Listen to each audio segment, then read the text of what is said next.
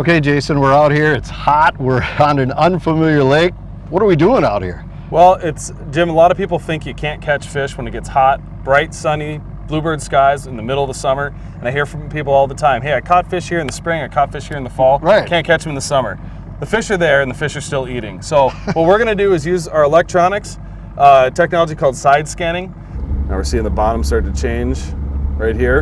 It looks a little harder, a little different reflection. Then these are all the rocks coming in. So you've got all these rocks.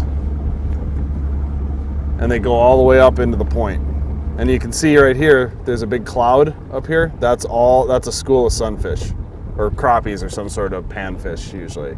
But that whole area is just, it's got those rocks, so it's off in the weeds. It's gonna be cooler water. Also, the sunfish like to get around those rocks on the edges of the weeds. Right. And that's a food source for the bass in most of our Minnesota lakes. They eat a lot of sunfish and crayfish. What we're gonna do is get out on those fish. We're gonna throw a couple different baits that are gonna mimic crayfish down in the rocks and just drag them around on those rocks, and hopefully we can find a couple fish or even a school of them. There we go.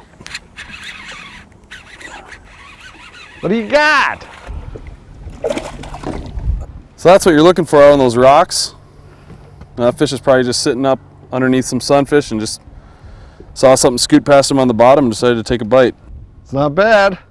All right, so you don't need the fancy electronics, even if you're in unfamiliar waters. No, they certainly help, Jim, but you know, you can really get by with just just a heavy-weighted jig or a Carolina rig or something that's going to allow you to get your bait down there and feel the bottom. And when you find those rocks that are on those weed edges, you're generally going to find schooling sunfish, which is going to have bass out there feeding on them. All right, check out more of Jason's tips at bassutopia.com.